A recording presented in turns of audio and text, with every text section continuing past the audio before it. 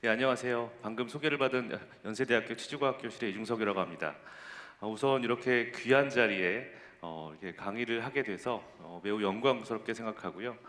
더군다나 이제 한국 치과계의 임플란트 치과계를 이끌어가고 있는 덴티움에서 최소화하자라는 이런 여러 좋은 컨셉에 대한 강의를 일부분을 맡게 돼서 정말 기쁘게 생각합니다.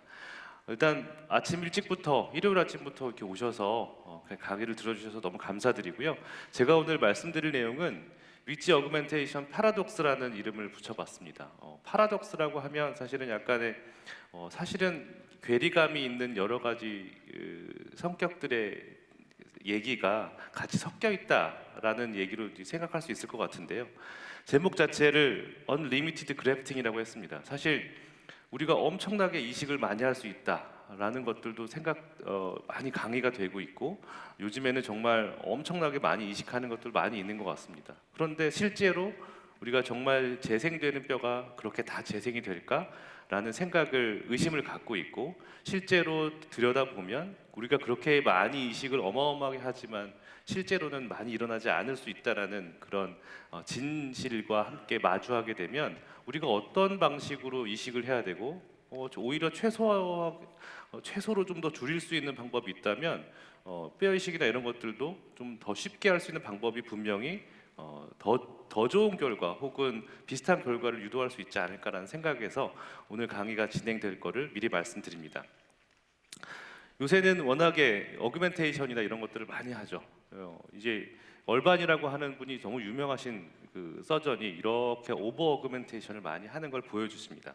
실제로 정말 어떻게 이렇게 심미적으로 잘 할 수 있을까라는 그런 디펙트에서 전치부 디펙트에서 이런 디펙트를 여러 번의 어그멘테이션, 특히 굉장히 오버 어그멘테이션이라고 할 수 있겠죠. 과하게라고 표현하면 제가 조금 이제 주관적인 얘기가 들어간 거지만 굉장히 일반적인 것보다는 훨씬 더 많이 어그멘테이션을 하고 이렇게 튀어나와 있는 부분에 또 CT 그래프트를 여러 번을 합니다.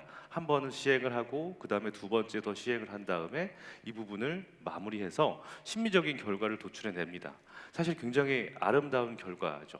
그런데 과연 이렇게 오버 어그멘테이션을 꼭 해야만 했나라는 생각이 사실 듭니다. 제가 이제 해바라기라는 그 영화에서 유명한 장면을 좀 가져와서 차용을 해봤는데요.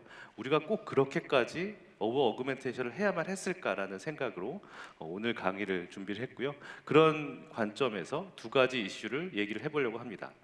꼭 그렇게 오버 어그멘테이션을 우리는 해야만 했을까? 우리는 임상에서 꼭 해야만 할까? 두 번째는 이제 멤브레인 고정을 꼭 해야만 할까라는 그 두 가지 관점을 말씀드릴 텐데요. 우리가 오버 어그멘테이션을 하는 그런 이론적 근거 중에 아주 오래전부터 사용했던 근거는 임플란트 주변에 항상 2mm 이상의 뼈가 있어야 돼라는 결과를 많이 얘기를 합니다. 스프레이라고 하는 사람이 정리해서 보고했던 이 실험 결과들을 보면 우리가 본로스가 있는 결과들을 봤을 때 최소한 한 2mm 정도가 있으면, 이 정도가 보통 0에서 1mm 로스가 있는 정도고, 그 뒤로부터는 이제 본로스가 없는 그런 정도를 보이고 있는데요. 그게 바로 약 한 2mm 정도라고 하는 겁니다. 한 1.8에서 2mm 정도에서는 본로스가 별로 없더라라는 얘기를 하면서, 그래서 임플란트 주변엔 버칼본의 티크니스가 2mm 이상 항상 있어야 돼라고 얘기를 합니다. 실질적으로 생각을 해보면 우리가 전치부에 임플란트 심고 2mm 두께의 뼈를 항상 만들 수 있을까? 사실 쉽지 않죠. 그런데 이거를 맞추려고 하다 보니까 우리가 과하게 오버 어그멘테이션을 하게 된 것도 사실입니다. 근데 이 실험 결과를 보면 실상은 롱텀하게 본 게 아니라 그냥 임플란트 식립을 하고 세컨 서저리 한 4개월에서 6개월 정도 후에 본 거죠. 세컨 서저리 때는, 그러니까 임플란트 식립하고 나서는 당연히 서지컬 트라우마가 있으니까 본로스가 생길 가능성이 높을 겁니다. 매우 얇은 뼈에서는. 그러다 보니까 세컨 서저리에 대해서는 뼈 파괴가 좀 있었던 거죠. 그런데 과연 이런 것들이 롱텀하게 문제를 일으킬 것인가 아닐 것인가에 대해서는 사실은 그렇게 많지는 않은 것 같습니다. 더군다나 이때 나왔던 사람들이 이렇게 2mm의 뼈가 있어야 된다라고 했던 그때는 잘 아시지만 익스터널 타입의 브레네막 임플란트가 제일 많이 쓰였던 때고, 이 임플란트를 기준으로 우리는 2mm 이상의 뼈가 있어야 된다는 얘기를 했습니다.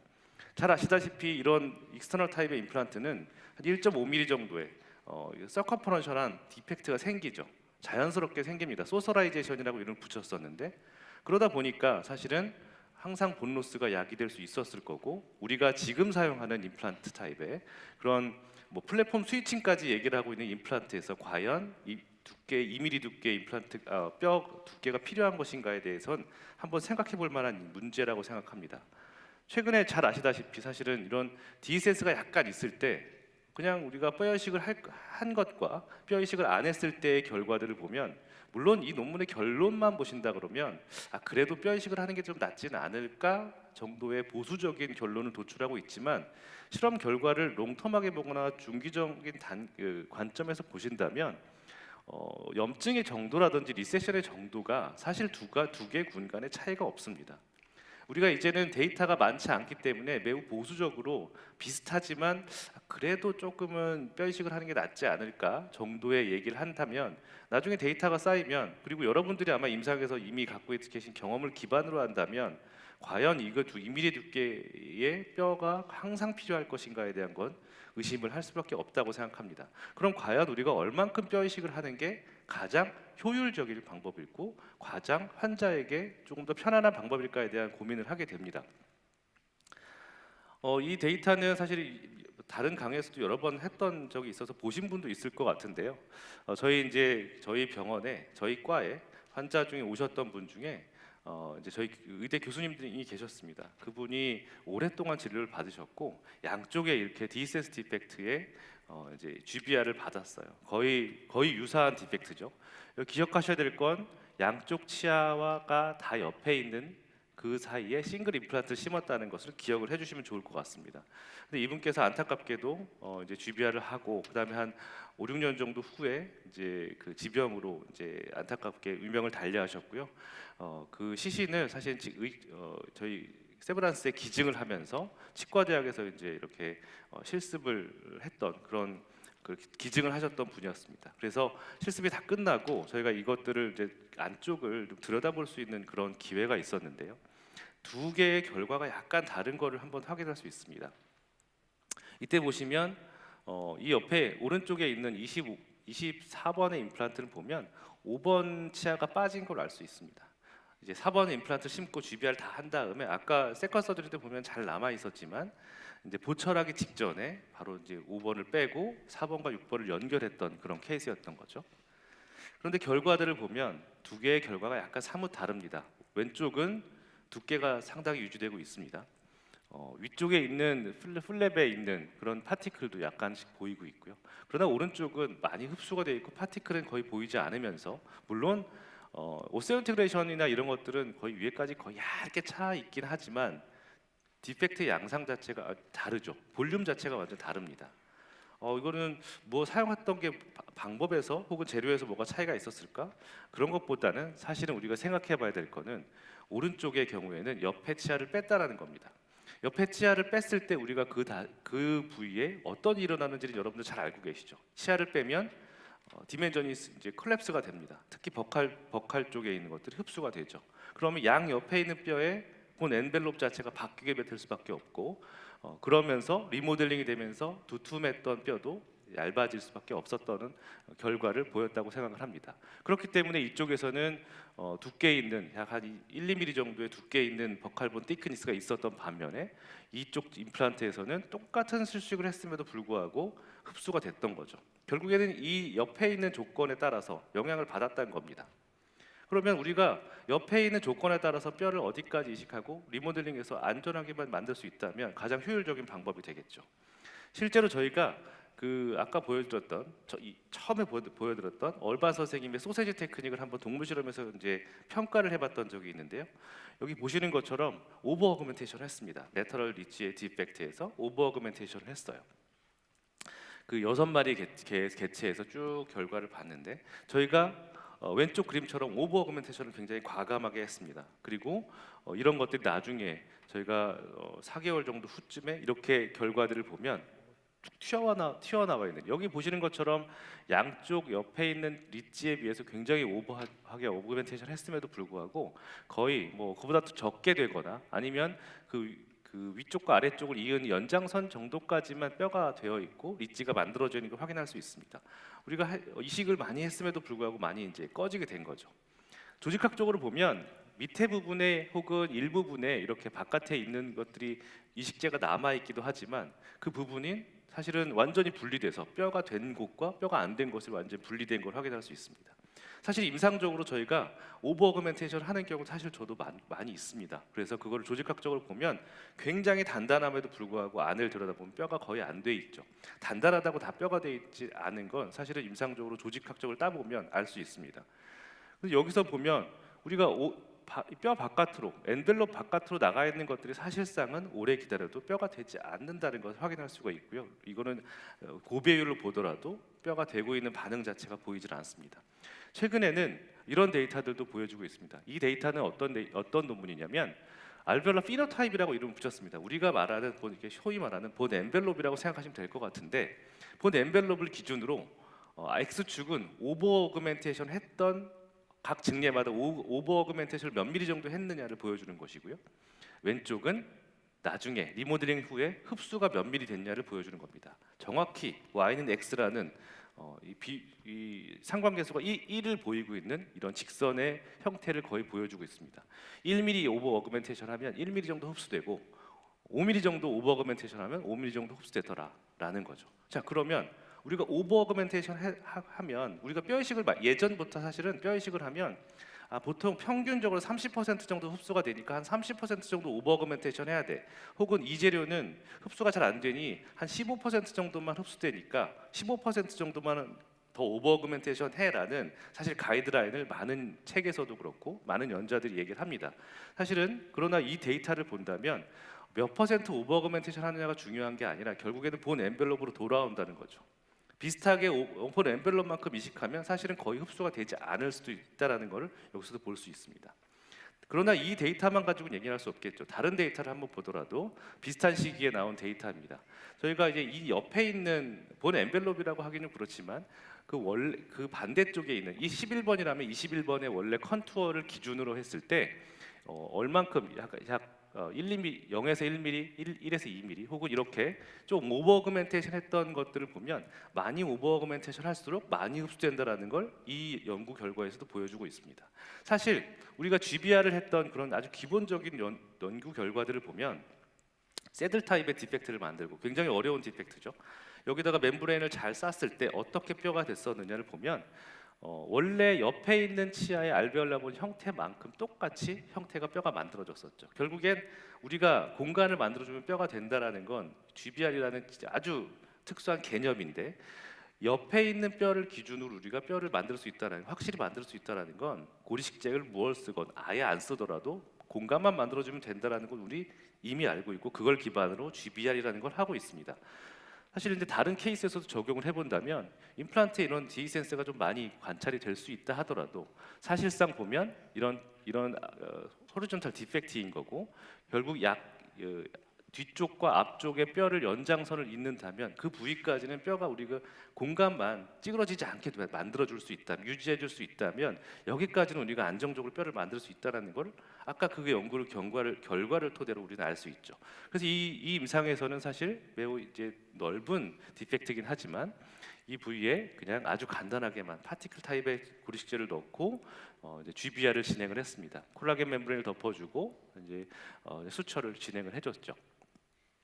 이 어그멘테이션은 오버 어그멘테이션을 하진 않았습니다. 딱 그 내가 이식해서 될 수 있는 만큼 보면 엔벨롭만큼만 이식을 했던 걸 아까 이식제에 넣었던 걸 볼 수 있고요. 베스티뷸러 플라스티를 해주고 이 부위를 이제 나중에 이제 결과를 봤을 때 이식했던 결과가 딱 우리가 원래 계획했던 만큼 보면 엔벨롭만큼만 이식된 걸 확인할 수 있습니다. 이 정도 덮고 있고 이제 4개월째쯤 치유됐을 때의 양상입니다. 1년 됐을 때 안정적인 양상을 보이고 있고 1년째의 CT 결과들을 본다면 아까 4개월째와 결과를 보더라도 차이가 거의 없는 것을 확인할 수 있습니다. 어그멘테이션을 오버 어그멘테이션 하지 않고 본 엔벨롭을 기준으로 딱 이식을 했으면 흡수가 거의 되지 않는다는 거죠. 그러나 우리가 본 엔벨롭이 그렇게 우리가 충분하지 않은 것을 unfavorable defect라고 할 수 있을 겁니다. 사실 상악 전치부는 대부분 unfavorable한 디펙트가 많죠. 그러다 보니까 양 옆에 있는 치아만큼 엔벨롭을 잡았을 때 약간의 오버 어그멘테이션을 하게 되면 이런 것들이 현재 4개월이나 6개월째 잘 유지되는 재료라 하더라도 사실 나중에 1년, 3년 리모델링이 될 때 보면 원래 본 형태대로 양 옆에 있는 뼈의 그런 형태대로 본 엔벨롭대로 돌아간다는 겁니다. 우리가 정리를 한번 해보면 결국에는 우리가 이식을 많이 하건 어떻게 하건 결국 회귀하는 것은 본 엔벨롭으로 돌아오더라. 리모델링 과정에서 돌아오는 것은 본 엔벨롭이더라. 왜냐하면 뼈가 되는 것은 거기까지밖에 뼈가 될 수 없기 때문입니다. 우리가 수처를 잘하고 인시전을 잘해서 아주 굉장히 아름다운 결과를 6개월째 만들어낸다 하더라도 결국에 장기적으로 관찰해 본다면 그 부분은 결국 돌아오는 건 본 엔벨롭이라는 걸 우리는 기억해야 된다고 생각합니다. 그러면 사실은 본 엔벨롭만 사실 넘겨준다면, 물론 고리식제가 자가골처럼 흡수가 엄청나게 빠르면 물론 이게 본 엔벨롭까지조차도 해결하지 못할 수도 있습니다. 그러다 우리가 요즘에 사용하는 그런 재료들, 뭐 지노그라프트라든지 아니면 신테틱 그라프트라든지 이런 것들은 사실은 거의 흡수되지 않는 걸 여러분도 잘 아실 겁니다. 그런 재료를 사용하신다면 본 엔벨롭만 넘는다면 사실은 우리가 대부분의 결과는 롱텀하게 보면 사실상 유사한 결과를 낼 수 있다고 생각이 됩니다. 자, 그러면 두 번째 이슈로 넘어가도록 하겠습니다. 꼭 그렇게 멤브레인 고정을 해야만 했나? 저도 멤브레인 고정 굉장히 많이 하고요. 사실은 멤브레인 고정을 저희가 레지던트 선생님들한테 제 멤브레인 고정을 안 하는 방법으로 이제 설명을 해주거나 멤브레인 고정을 해주는 방법으로 설명을 해주면 사실 초심자들은 오히려 멤브레인 고정하는 걸로 더 많은 이식을 더 확실한 결과를 내기도 합니다만 사실은 두 개가 과연 멤브레인 고정을 항상 해야만 하는가에 대한 고민은 있었습니다. 왜냐하면 멤브레인 고정이 항상 환자에게도 그렇고 술자에게도 그렇고 그렇게 편안한 술식은 아니라고 생각을 합니다. 멤브레인 고정에 대한 몇 가지 결과들을 제가 보여드릴 텐데요. 임상 결과로 보여드리겠습니다. 굉장히 디펙트가 컸었어요.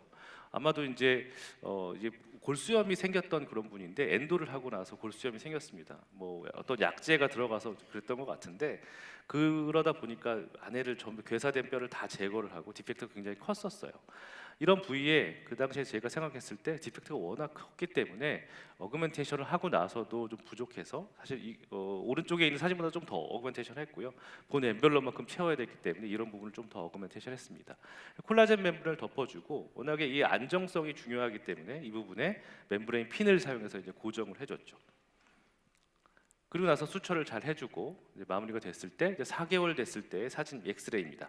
어그멘테이션도 잘 됐고 디멘전도 잘 유지가 되고 사실은 이 정도면 자연골과 비슷한 형태의 레디오 패시티도 보여주고 있습니다. 이 결과들을 보면 많이 올라와 있죠. 원래 처음 단계에서의 결과는 이랬기 때문에 이 두 개를 비교해 본다면 버티컬, 호리존털 어그멘테이션이 잘 된 걸 확인할 수 있습니다. 이 부위에 이제 저희는 임플란트 심어야 되기 때문에 이제 임플란트를 진행했고요.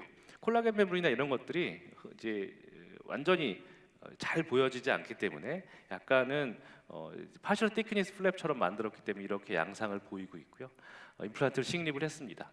그리고 이제 덮어주고 나중에 이제 베스티블러 플라스티를 다 하고 이제 보철까지 했을 때의 사진입니다. 굉장히 버티컬 디펙트가 컸기 때문에 크라운이 길어질 수 있었지만 많이 감소시켜서 우리가 크라운의 형태를 어느 정도 이상적으로 만들어줄 수 있었던 마무리했던 케이스입니다. 1년째의 사진을 보면 임플란트 주변에 뼈가 잘 되어 있고 잘 유지되는 걸 확인할 수 있습니다. 3년째 CT 결과를 보더라도 1년째의 결과가 아주 똑같이 유지되고 있죠. 본 엔벨롭만큼의 뼈를 만들었기 때문에 그 장기적인 안정성 자체가 똑같이 유지될 수 있다는 겁니다. 약간의 리세션이 한 0.5에서 1mm 정도의 관찰이 되기 때문에 약간의 마진이 노출되어 있긴 하나 사실 이제 아주 안정적으로 유지되고 있는 편입니다. 멤브레인의 핀을 사용해서 도움이 분명히 됐을 거라고 생각을 합니다. 당연히 안 하는 것보다는 그런 것들이 모든 것을 안정적으로 만들어줄 수 있겠죠. 저는 멤브레인을 쉽게 말하면 파티클 타입의 고리식제를 싸고 있는 보자기 같은 거로 생각을 하는데 이거를 느슨하게 풀어줬을 때하고 꽉 이렇게 묶어줬을 때는 당연히 안정적인 결과가 다를 거라 생각합니다. 저희가 그래서 콜라겐 멤브레인을 가지고 이렇게 뼈 디펙트를 만든 다음에 거기에 고정을 한 것과 하지 않은 것을 비교를 했었습니다. 물론 완전히 컨트롤은 고리식제를 넣어서 안정적으로 디펙트를 만들어준 거고요. 토끼의 두개골이기 때문에 평평한 디펙트였기 때문에 이것만으로도 사실 되게 안정적이죠. 근데 공간에 아무것도 넣지 않고 핀을 이렇게 박아서 멤브레인을 짱짱하게 당겼을 때와 아닐 때를 비교했을 때를 보면 여기서 발현되는 이제 프로테인이나 이런 것들을 관찰을 해보면 우리가 고정을 하지 않은 것에 비해 고정을 한 것이 BMP라든지 FGF 결국에 세포가 자라고 분화하는데 훨씬 더 뼈를 형성하는데 관여하는 그런 그로스 팩터들이 훨씬 더 많이 관찰이 됐고요. 오스테오클라스트라고 하는 것들이 유도하는 오스테오클라스트를 유도하는 카테신 K라고 하는 것도 좀 떨어지는 걸 우리가 관찰할 수 있었습니다. 결국엔 운두 스테빌리티를 좋아지게 하면 거기서 뼈 형성하는 것들이 더 많은 좋은 조건이 되고 흔들리게 되면 뼈가 흡수되는 조건을 확인할 수 있었던 거죠. 조직학적으로 보시더라도 고리식재를 넣은 것에 비해 물론은 약간은 꺼지긴 하지만 고정을 안 한 것에 비교한다면 공간이 만들어지니까 뼈도 좀 만들어질 수 있었고요. 뉴본의 형태를 보면 사실 두 개 고리식재를 넣은 것과 유사한 멤브레인 핀만을 고정함으로써 공간을 만들어주고 안정성을 주면서 뼈 형성을 좀 촉진시켜주는 양상을 우리가 관찰할 수 있었습니다. 분명히 이렇게 멤브레인을 핀을 고정해줌으로써 공간을 안정시켜주는 것이 뼈 형성에는 무조건 도움이 되는 건 사실인 것 같습니다. 이 실험은 사실은 디센스 디펙트에 제가 실패했던 실험인데 디센스 디펙트를 만들고 여기 뼈 이식을 한 다음에 힐링 어버트먼트를 언제 연결하느냐에 따라서 영향을 어떻게 받는지를 좀 보고 싶었습니다. 그래서 GBR을 먼저 시행을 했었고요. 디센스 디펙트에 뼈 이식제를 넣고 이제 각 멤브레인을 각각 덮어주고 이렇게 플랩을 덮었습니다. 사실 근데 여기 지금 이 관점에서 보면 플랩을 하나로만 열었고 멤브레인을 각각의 다 다른 걸로 덮어줬다 하더라도 사실은 고리식재나 멤브레인은 완전히 하나의 공간에 있을 거고 스웰링이 많이 일어난다면 이런 것들이 완전히 이제 혼재되어 있을 수밖에 없을 겁니다. 이 고리식재가 자기 집에 회귀 본능이 있어서 다시 돌아갈 수가 없겠죠. 결국에는 어딘가 퍼져서 그냥 흩어질 수 있었다는 겁니다. 그러다 보니까 결과상으로 보면 디센스 디펙트의 오히려 GBR이나 결과가 임상적으로 이렇게 하면 잘 됐는데 했던 그런 결과가 보이지가 않고 뼈 이식제는 언데간데 사라지고 없고 아마 바닥이나 이런 데로 흩어졌다는 걸 확인할 수 있습니다. 그렇기 때문에 멤브레인을 고정해 줌으로써 고리식재를 조금 더 한 곳에 로컬라이제이션 시켜주고 안정화 시켜주는 게 분명히 결과에 도움이 되겠죠. 저희가 다른 실험에서 정혜원 교수님이 했던 실험 결과를 제가 이제 양해를 구하고 좀 가져왔는데 핀을 저희가 박았을 때 고리식재가 안정적으로 유지되는 그런 케이스를 몇 개 보여드리겠습니다. 여기 개 실험에서 보여드린 건데 이런 것처럼 우리가 이식했던 부위에 고리식재가 약간 이제 조금 이제 나가 있는 것도 보이지만 중간 부위에 잘 남아 있는 걸 확인할 수 있죠. 그렇다고 해서 핀을 이렇게 2개 정도 박는다고 해서 무조건 고리식재가 다 안정적으로 되는 건 아니고요. 어떤 케이스에서는 어떤 사이트에서는 약간 이것도 흩어집니다. 이 핀을 어떻게 박느냐에 따라서도 다를 수 있고 그 위치나 형태에 따라서도 좀 다를 수 있다는 거죠. 그렇기 때문에 핀을 박아서 이런 것들을 안정으로 해주는 거는 당연히 안 하는 것보다는 분명히 좋은 결과를 낼 수 있을 거라고 생각합니다. 근데 핀이 항상 우리에게 장점만 있는 건 아니죠. 뭔가를 하려다 보면 굉장히 어렵게 만들어지고 환자도 힘들어지는 그런 상황이 되기도 합니다. 사실 이 케이스는 지난주에 저희 과에서 있었던 케이스인데 굉장히 수술도 잘하는 그런 이제 아주 3년차 전공의 선생님이 케이스였어요. 이제 사이너스 어그멘테이션과 함께 버티컬 어그멘테이션을 본인이 하겠다라고 했고 이 부위에 이식을 했을 때 나중에 CT를 찍어봤더니 이렇게 핀이 안쪽으로 들어가 있더라고요. 매우 얇은 데다가 툭 하고 치면서 안쪽으로 들어간 걸 본인이 인식하지 못했던 겁니다. 제 7번의 뒤쪽에 있는 부분이었기 때문에. 사실 그래서 다음 날 불러서 이걸 다 제거하고 핀까지 제거하는 그런 일들이 있었어요. 핀을 한다는 것은 굉장히 사실은 무조건 좋은 일만 있는 게 아니라 부가적인 실수들이 되기 때문에 피할 수 있으면 피하는 게 좋겠다고 생각을 합니다. 우리가 본 엔벨롭 안에 있을 때를 좀 구분을 해야 될 것 같은데 다른 동물 실험 결과에서 우리가 본 엔벨롭 안에 있는 그런 박스 타입의 디펙트를 만들었습니다. 이 디펙트에 저희가 똑같이 이식을 했고요. 이때는 멤브레인을 많이 당기지 않고 릴리징을 많이 하지 않고 그냥 덮었을 때 저스트하게 닫힐 수 있는 정도만 이해했습니다. 이렇게 했더니 결과를 보면 멤브레인 핀을 박느냐 안 박느냐는 사실 결과의 차이는 없었습니다. 공간도 잘 유지하고 있었고 핀을 하지 않는다도 유지할 수 있었고요. 2개의 멤브레인은 다르게 했을 때 그 차이만 있었고 사실은 멤브레인을 핀을 쓰느냐 안 쓰느냐는 2개 간의 차이는 전혀 없었습니다. 이걸 기반으로 이제 멤브레인, 그러니까 저희가 릴리징이나 이런 것들을 과하게 하지 않아서 이 플랩의 텐션만으로도 고리식재를 유지해서 버티컬 어그멘테이션 했던 케이스들을 모아서 이렇게 케이스 시리즈를 발표했던 적이 있고요. 그 이제 몇 개의 케이스를 조금 더 관찰해 보면 조금 더 광범위한 타입의 버티컬 디펙트가 있다 하더라도 고리식재를 넣고 멤브레인을 넣고 굉장히 단순하게만 넣되 플랩을 닫을 때 너무 과하게 릴징하지 않는 거죠. 플랩의 텐션이 약간 유지되게만 해주는 겁니다. 물론 그렇다고 해서 이게 안 닫히는 정도가 아니고 터지면 안 되겠죠. 그러나 텐션에 약간이 있는 그런 텐션만으로도 고리식재가 안정화되고 우리가 버티컬 어그멘테이션을 할 수 있었고요. 이 케이스에서도 마찬가지로 버티컬 디펙트가 관찰되지만 고리식재를 넣고 이 플랩의 텐션을 어느 정도 유지해 줌으로써 안정적으로 유지하면서 버티컬 어그멘테이션을 했던 케이스들을 22케이스를 보여주면서 발표했던 적이 있습니다. 이 안쪽에 있는 조직학적인 결과를 보더라도 뉴변 형성이 잘 되고 있었던 걸 확인할 수 있었고요. 이런 것들을 정리해 보면 우리가 과연 멤브레인을 꼭 고정해만 해야 되는가? 물론 운동 스테빌리티에 도움이 되기 때문에 할 수 있으면 무조건 플러스 알파는 된다고 생각합니다. 그러나 모든 경우에 그렇게 할 필요는 없고 본 엔벨롭 안에 있다면 저는 이제 리텐티브 플랩이라고 이름 붙였는데 어느 정도 플랩의 텐션으로 고리식재를 안정화해 줄 수 있다면 그 자체가 그래프트 스테빌리티를 유지해주고 버티컬 오그멘테이션까지 허리존털 오그멘테이션, 버티컬 오그멘테이션까지도 가능한 결과를 낼 수 있다고 생각합니다. 최근에 저희가 롱텀 데이터를 보고한 바가 있는데 결과를 약간 보여드리고 몇 개의 케이스로 마무리하려고 합니다. 호리존털 어그멘테이션을 하게 되면 특히 전치부에서는 호리존털 어그멘테이션의 결과가 슈링키지가 3년째 많이 있는 걸 저희가 볼 수 있었습니다. 이렇게 버티컬 디펙트는 어느 정도 유지되는 것에 비해서 호리존탈은 더 흡수가 더 많이 관찰됐어요.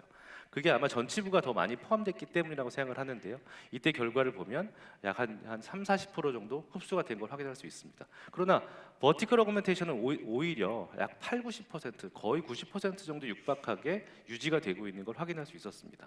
왜 이런 결과가 나왔을까? 이게 바로 우리 호리존털 어그멘테이션은 전치부가 가장 많았었기 때문이라고 생각하는데요. 원래 우리가 전치부에 있었던 치아의 위치를 생각해 본다면 치아는 항상 PDL이 있기 때문에 얇은 뼈와 함께 이렇게 바깥으로 나와요. 베이잘 본에 비해서 약간 나와 있는 형태의 형태가 만들어질 수 있죠. 그렇기 때문에 우리가 엄청 오버 어그멘테이션을 자꾸 하게 되는 전치부에서는 자꾸 하게 되는 그런 이유이기도 한데요. 이런 부분이 사실 나중에 돌아보면 이 부분이 PDL이 없기 때문에 인접한 뼈 형태로만 돌아갈 수밖에 없을 거고 그러면 이 한테들 그러다 보니까 호리존탈한 흡수가 슈링키지가 좀 더 많이 있었다는 겁니다. 저희 데이터에서도 많이 이식한 것은 많이 흡수가 되고 조금 오버 어그멘테이션한 것은 조금 흡수가 되는 패턴으로 관찰이 됐고요. 결국에는 본 엔벨롭으로 대부분 모든 케이스가 다 돌아오는 것들을 이렇게 확인할 수 있었습니다. 마지막으로 몇 케이스를 보여드리는 거는 제가 이런 리텐티브 플랩과 멤브레인 픽세이션 했던 RCT를 했었는데 그때 이제 저희가 이용했던 게 콜라겐 멤브레인 2와 그다음에 오스테온 제노라는 재료를 사용해서 RCT를 했던 적이 있습니다.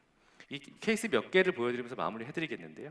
20개와 20명과 20명의 환자를 RCT를 진행을 했습니다. 그런데 멤브레인 핀 저희가 리텐티브 플랩을 했을 때 전치부도 포함됐을 때 결과를 보면 핀을 고정을 하나 하지 않나 사실은 멤브레인 텐션만 잘 조절을 해준다면 두 개의 이제 슈링키지 타입의 결과는 사실상 차이가 없었습니다. 그런데 우리가 오스테온 제노에 대해서 조금 더 결과들을 보면 첫 번째 케이스를 먼저 보여드리겠습니다. 이렇게 이제 디펙트가 굉장히 컸던 디펙트고요. 매우 얇은 리지에 임플란트를 심고 디센스가 굉장히 큽니다. 어그멘테이션 오스테온 제노로 이제 많은 양을 진행을 했고요. 이제 콜라겐 멤브레인 2를 덮어줬습니다. 모두 덮어주고 이 부위에 이제 수처를 해줬죠. 네. 이게 아마 임상 연구에서 아마 오스테온 제노에서 리텐티브 플랩의 첫 번째 케이스였던 것 같은데 다행스럽게 아주 잘 치유가 됐고 이런 약간의 운동 딜레이드 힐링 양상을 약간은 보이긴 했었으나 그러나 치유가 잘 됐습니다. 저희가 세컨 서저리를 마무리를 하고 저희가 파필라 쪽에 약간 이제 이 인접한 치아 쪽에 좀 모자랐기 때문에 이렇게 밀어내는 방식으로 세컨 서저리를 진행을 했고요. 진행을 하고 저희가 최종 보철까지 됐습니다. 아쉽게도 약간의 핑크 포셀린 들어가게 보철은 하셨으나 립라인 때문에 그렇게 하셨던 것 같고요. 그런 다음에 1년에 관찰됐던 결과입니다. 근데 CT 결과에서 보면 우리가 아까 보였던 그런 제가 기존에 사용했던 재료보다는 오스테온 제노에서 조금 더 본 엔벨롭에서 한 1mm 정도로 조금 더 오버되게 하얗게 남아 있는 그런 것들이 이 케이스에서 확인할 수 있었고요. 이 오스테오 컨덕티비티가 굉장히 우수했던 것들을 결과를 확인할 수 있었습니다. 두 번째 케이스에서도 보시면 이렇게 디펙트가 굉장히 호리존탈 디펙트 양상이었고요. 임플란트를 식립을 하고 시간 관계상 저희가 3분 정도 남았는데 좀 빨리 돌리도록 하겠습니다. 똑같은 방식 통법대로 오스테온 제노와 콜라겐 말모네이트 2를 사용해서 리텐티브 플랩으로 잘 사용했었던 그런 케이스입니다. 치유가 잘 됐고 그다음에 저희가 세컨 서저리 때 결과이고요. 우선 중요한 건 CT 결과이니까 보철까지 마무리한 다음에 CT 결과를 보여드리도록 하겠습니다. 보시면 본 엔벨럽보다는 한 1mm 정도 혹은 1.5mm 정도 조금 더 오버된 양상으로 항상 치유가 되고 있고 약간의 오버 컨터 된 것도 매우 미미하긴 하지만 조금 더 양상이 유지되고 있는 것들을 확인할 수 있었습니다. 세 번째 케이스도 마찬가지인데요. 거의 유사한 디펙트에서 이렇게 완전히 이제 크로닉한 디펙트가 됐었죠. 그다음에 오스테온 제노와 콜라겐 멤브레이트를 사용했을 때 이런 부위 리텐티브 랩에서 중요하게 생각하는 수처인데 수처를 잘 해주고 마무리를 잘 해주셨을 때 치유가 잘 일어날 수 있었고 이렇게 해서 마무리했을 때의 결과들을 CT 결과를 최종적으로 보더라도 아까 마지막에 보여드린 것처럼 1년째 결과들을 보시면 2년째 결과고요. 약간의 오버 어그멘테이션 했던 게 한 1에서 1.5mm 정도 약간 오버된 것들이 하얗게 계속 남아 있는 걸 확인할 수 있었습니다. 왜 이 재료는 조금 더 그런 오스테오 컨덕티비티가 좀 좋았을까라는 그런 궁금증이 있어서 몇 가지 이제 테스트를 이제 인비트로에서 한번 해봤는데 저희가 똑같은 힘으로 이제 이거를 같은 상자에 몇 개 이제 이식제를 담아봤던 적이 있습니다. 그랬더니 오스테온 제노가 이제 같은 볼륨에 조금 더 이식제가 훨씬 더 좀 많이 들어가는 것들을 확인할 수 있었고 이런 것들이 오스테오 컨덕티비티를 훨씬 더 증가시켜서 롱텀하게도 좀 더 유지하게 할 수 있는 그런 힘이 되지 않았을까 이런 생각을 하면서 아직까지는 조금 더 데이터를 더 모아야겠지만 오스테오 컨덕티비티에서 좀 더 유리한 이런 오스테온 제노의 성질을 좀 확인하면서 여러분들께 마지막으로 소개드리면서 강의의 정리를 하고자 합니다. 기본적으로 리텐티브 플랩 테크닉이 멤브레인 픽스처의 결과와 대부분의 케이스에서 대부분 유지합니다. 그러나 내가 좀 자신이 없다 그러면 분명히 멤브레인 픽세이션을 하는 게 플러스 알파가 있기 때문에 도움이 될 것이기 때문에 여러분의 선택에 맡기시지만 최소한으로서 우리가 가장 효율적인 방법을 한다면 꼭 멤브레인 픽세이션이 가장 필요한 것은 아니다라는 것을 말씀드릴 수 있을 것 같고요. 더군다나 저희가 오스테온 제노 결과들을 보면 같은 볼륨 안에 파티클들이 조금 더 많이 유지되는 것들이 오스테온 컨덕티비티가 조금 더 높게 유지되는 것으로서 우리가 오버 어그멘테이션을 다 할 수는 없더라도 한 1에서 1.5mm 정도 유지할 수 있는 건 충분히 가능할 수 있지 않을까라는 결과를 보고 드리면서 오늘 강의를 마치도록 하겠습니다. 경청해 주셔서 감사합니다.